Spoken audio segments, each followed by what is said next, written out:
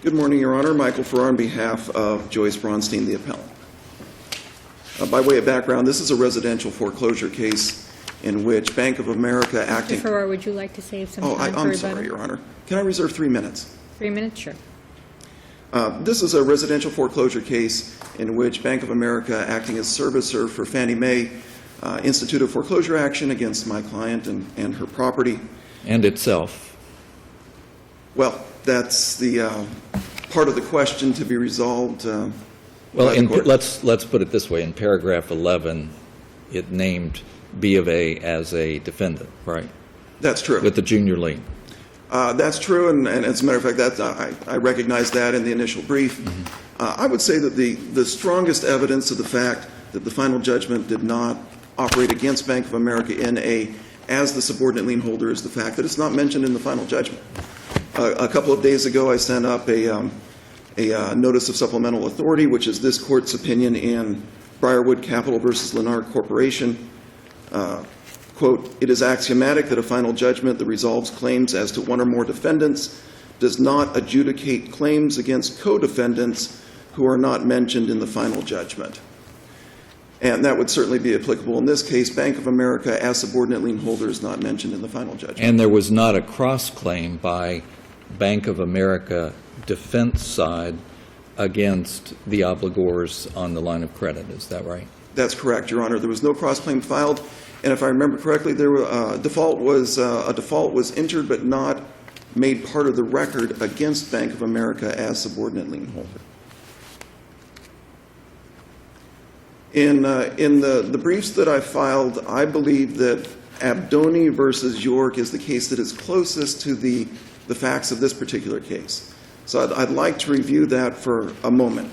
In Abdoni, Mr. Abdoni first held a subordinate mortgage. Foreclosure was begun against him. He purchased the superior mortgage and then initiated a reforeclosed, I believe under the same case number, but did not include himself as the subordinate lien holder in the final judgment. When the third-party purchaser sued to quiet title and have his second mortgage foreclosed, the Second District Court of Appeals denied that request and stated, the foreclosure of a senior mortgage extinguishes the liens of any junior mortgages listed in the final judgment. Abdoni's junior mortgage was not listed in the final judgment of foreclosure. Abdoni has retained his position as junior mortgagee. Well, so let's assume then that perhaps Bank of America has become an unsecured creditor. Now, would that entitle them to a sufficient claim against surplus proceeds? Well, Your Honor, the short answer to that is no, because they would need to sue on the note, obtain a judgment against Ms. Braunstein, and then seek to enforce that judgment.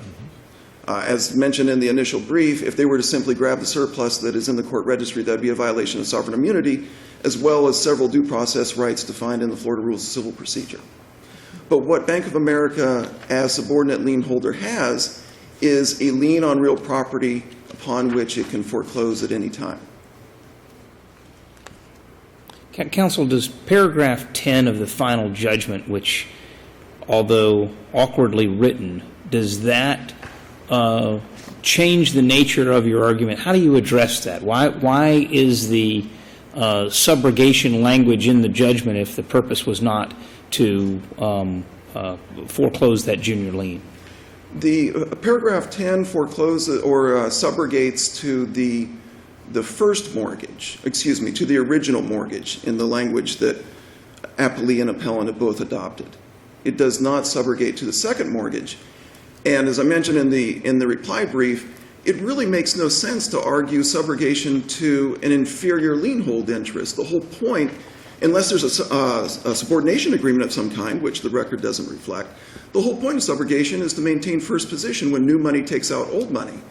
So it made perfect sense. Paragraph 10 of the final judgment makes perfect sense economically, which is that 2007 money came in and replaced the first priority 2005 mortgage. The new money was equitably subrogated to the priority position of the first mortgage and not the second mortgage. And Can Bank you- of America... I'm having trouble understanding that argument.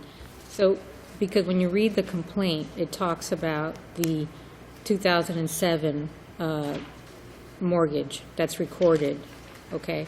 And then in paragraph 11, you have the other mortgage, which is the 05 mortgage, which is the one that's referenced in paragraph 10 of the final judgment.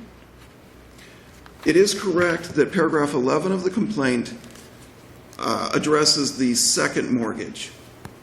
However, the final judgment explicitly states it's the first mortgage, and it's also the only thing that makes economic sense. Right, but the judgment in paragraph 10 references that second mortgage, does it not? It references the first mortgage, Your Honor. 1935 is the page number. That is the first mortgage. So you have the one that's referenced on 2007. Plaintiff's mortgage is equitably subrogated to the mortgage interest held by Bank of America recorded September 15, 2005.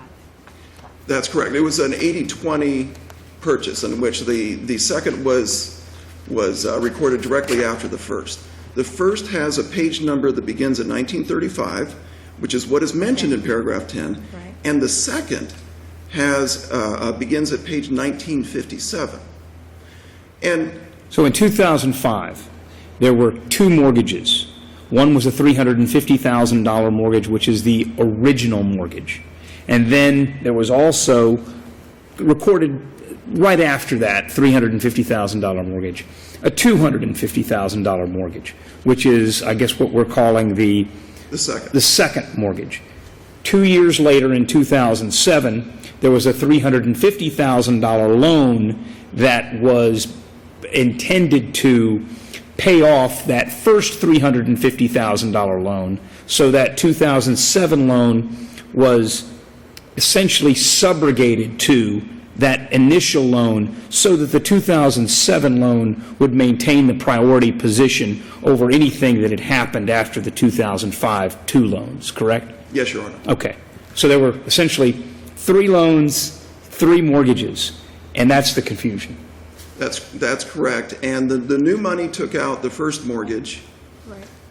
but did not take out the second mortgage. And the final judgment of foreclosure reflects that. It reflects that the new money took out the original mortgage, the $350,000 mortgage.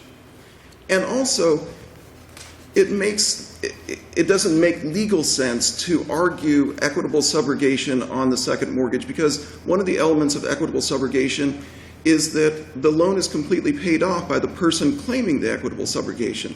Well, in this case, Bank of America came in and said it was owed $38,000. So there's no way legally that it can claim subrogation and claim surplus at the same time. Counsel, the two are incompatible. paragraph 8 of the final judgment, which is the right of possession paragraph, reads that upon the filing of the certificate of sale, defendants and all persons claiming under or against defendants since the filing of the notice of lis pendens shall be foreclosed of all estate or claim in the property. Does that not serve as a catch-all? I don't believe so, Your Honor, because the specific should rule over the general, and the first paragraph of the judgment states, plaintiff's final judgment is granted against defendant listed by name, Joyce A Braunstein. Right, but the language, and all persons claiming under or against defendant, wouldn't that include Bank of America in that second position? Wouldn't Bank of America essentially be claiming an interest in the property against Joyce Braunstein by virtue of that second mortgage? It would have to be an interpretation of the word defendant and then the parenthetical S. Would defendants mean anybody who began the suit, whether dropped or not, or does it mean defendant as listed in the first paragraph of the judgment, which is Joyce Braunstein? We would argue that the specific would control over the general, therefore the judgment operates only against the people actually named in the judgment, which is Joyce Braunstein. Counsel, I've let you go over, but I'll let you have 3 minutes remaining for rebuttal. Okay, thank you. Thank you.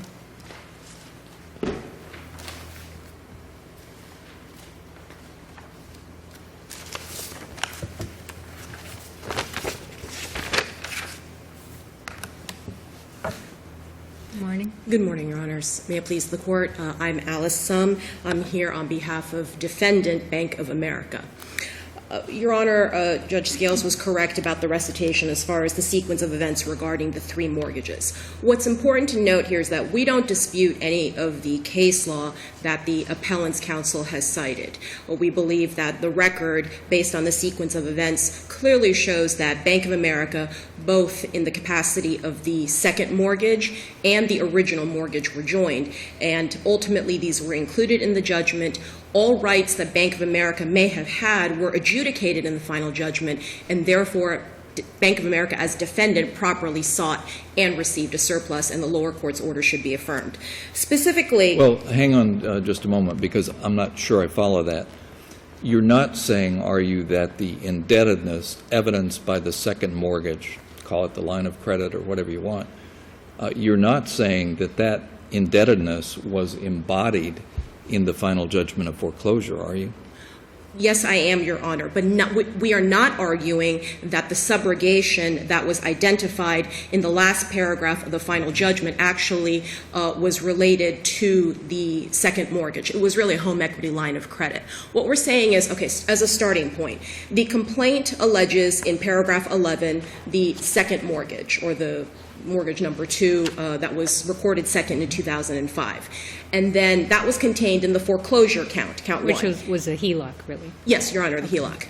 And then in count 2, the Bank of America original mortgage, the first one that was recorded in 2005, the plaintiff Bank of America sought the equitable subrogation because that new mortgage in 2007 was to pay off the 2005 original mortgage. So both of those issues were specifically alleged against Bank of America. Bank of America, as a defendant, was served. There was a motion for default, which the trial court judge reviewed and entered in order. The key here is that there isn't really even a separation of the interest. Bank of America is a single defendant. There's a unity of an interest. It's not a situation where, let's say, for example, an individual is sued, and let's say there's count 1 for breach of contract, and then there's count 2 for unjust enrichment. And you don't have to sue that individual separately or twice. You're including it in the same complaint. So here, Bank of America's interests, both as the HELOC and as the original mortgage, were included. The default was entered, and under this court's ruling in Household Financial Services, essentially the default operates as an admission of the allegations of the complaint. So paragraph 11 says that the HELOC is inferior, so that's admitted, and the paragraphs in the equitable subrogation count it basically are admitted as well. So essentially, the judgment was entered, and there is Where multiple... is the pleading which says Mr. and Mrs. Braunstein owe X dollars under the second, under the HELOC? There is no pleading, and it's not required, Your Honor, because even if a second or junior lien holder is defaulted, they're permitted to seek a surplus. That's clear under the case law, and that's also specifically provided for in the judgment. And it's referenced really in 2 sections. There's the right of possession, and then there's also, under jurisdiction, the very last in all bold, all caps. It says, if you are a subordinate lien holder claiming a right to funds remaining after the sale, you must file a claim, which is exactly what Bank of America, as the HELOC, did. But what's important to note is that there are multiple references to the concept that in this final judgment of foreclosure and for equitable subrogation, that all defendants were joined. Now, while the judgment admittedly is not perfect when it lists Joyce Braunstein in the first paragraph, it does reference in paragraph 3 that the plaintiff, Bank of America, holds a lien that's superior to all claims or estates of the defendant, parentheses S. And then again, there's another mention, as Judge Scales referenced, to the defendants being referenced in right of possession paragraph. So this judgment operates as to all of the defendants, including... Why wasn't the amount claimed under the second liquidated and included in the affidavits for summary judgment and in the final judgment of foreclosure? Why was there $38,000 left as a hanging claim? Your Honor, if I may, if I could just take this out of the context of even whether there is an equitable subrogation claim. In residential foreclosure matters, typically if there's a first mortgage, the first mortgage forecloses on the borrower and then joins any junior lien holders. Those junior lien holders they're not required to file any kind of cross-claim or counterclaim Or to judicial foreclose. efficiency, they may hang back and wait Yes. to see if there is a surplus, then they can come forward. And typically, when that's done, there's either a cross-claim or there's a reservation of jurisdiction in the final judgment, right? A cross-claim is not required. Even if, let's say, for example, Bank of America, as the HELOC, could have either answered and just waited for the judgment to be entered and then pursued the surplus, or Bank of America, in this case, was defaulted, and it's still permitted to pursue the surplus. Okay, let me ask you a question regarding that, because there is a catch-all that deals with jurisdiction in paragraph 9 and deficiencies of judgment. Could Bank of America not come back and seek a deficiency of judgment for its HELOC?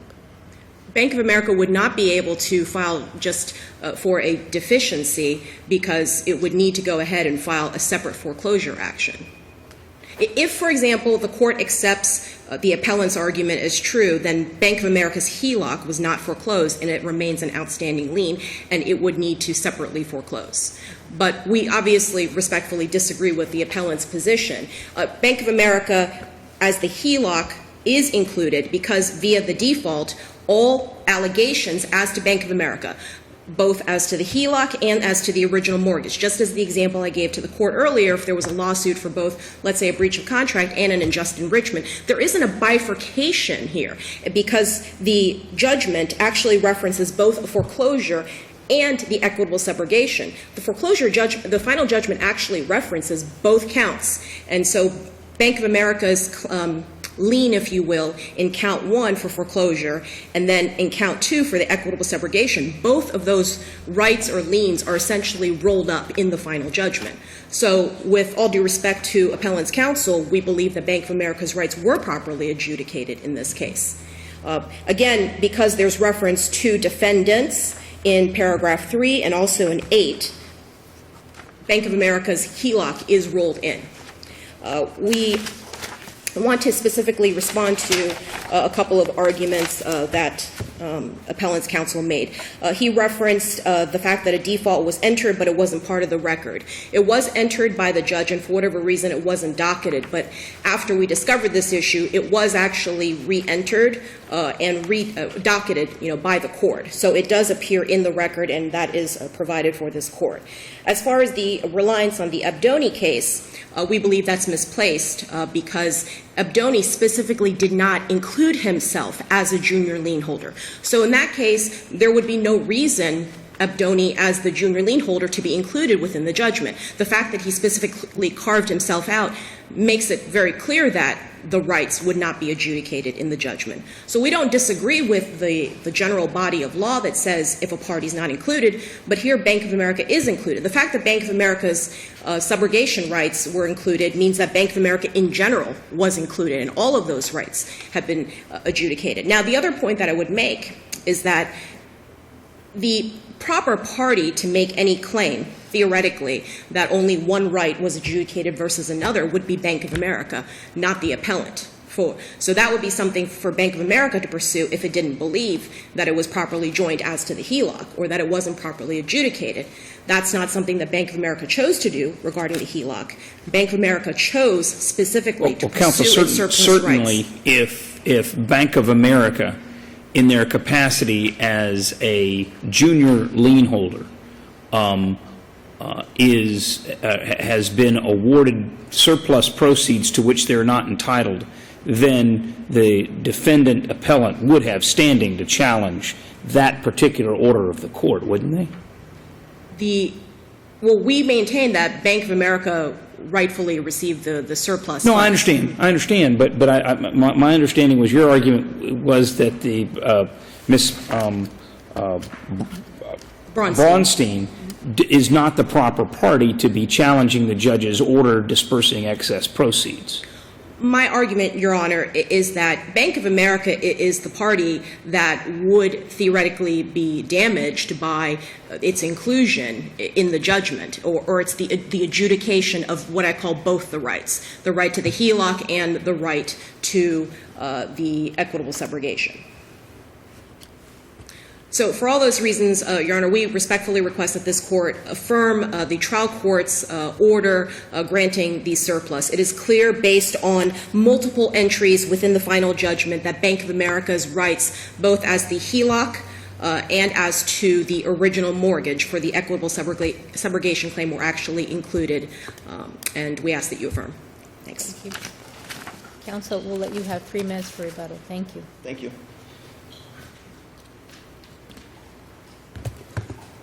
First, the language in paragraphs 3 and 8 of the final judgment is from Form 1.996A, the Florida Rules of Civil Procedure. It's a generic, obviously, with defendant and the word S in parentheses. It's meant to be generic. And once again, the specific should control over the general. It was not Ms. Braunstein that drafted and submitted this final judgment foreclosure to the judge for signature. It was Bank of America as servicer on behalf of Fannie Mae.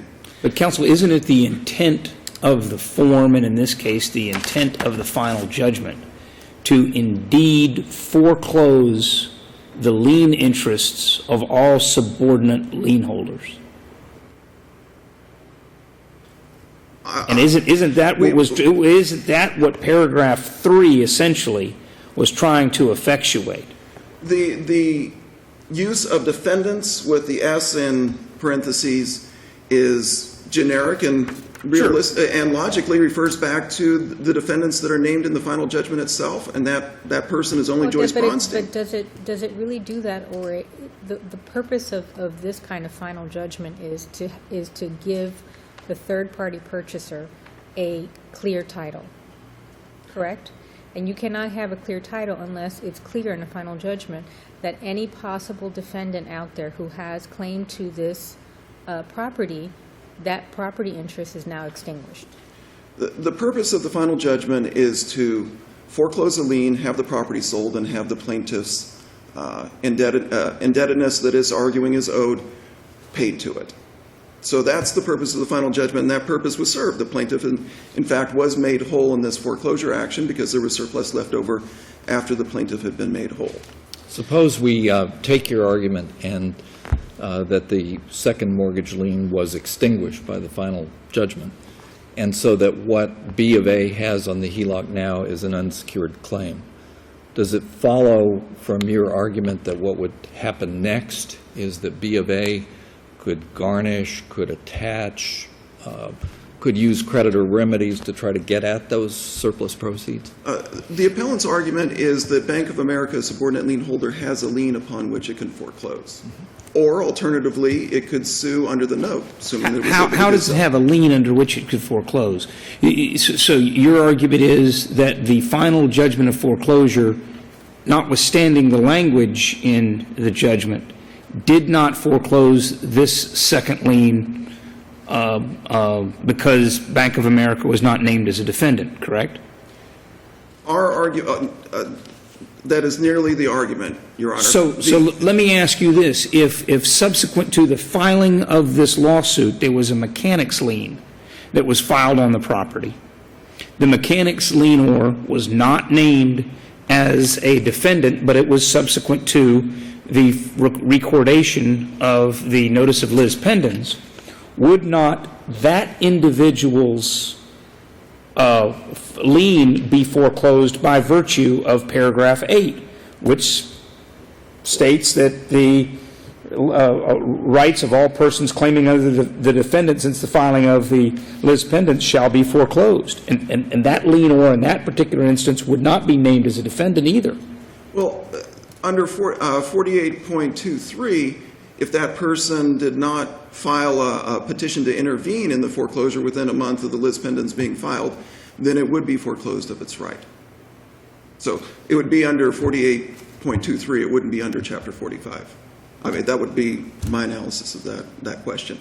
But anybody who takes or who claims a lien after the filing of the notice of lis pendens it's clear, would take subject to the lis pendens and the suit that the lis pendens Right, references. but for the purposes of the lien, wouldn't that interest be foreclosed by virtue of this judgment? The lien would not survive the judgment, would it? No, it would not. As I understand 4823 and 45, and Chapter 45. Mr. Farr, we let you go over, but thank you very much for your Thank you for argument. letting me go over. You're welcome. Have a good day, both of you.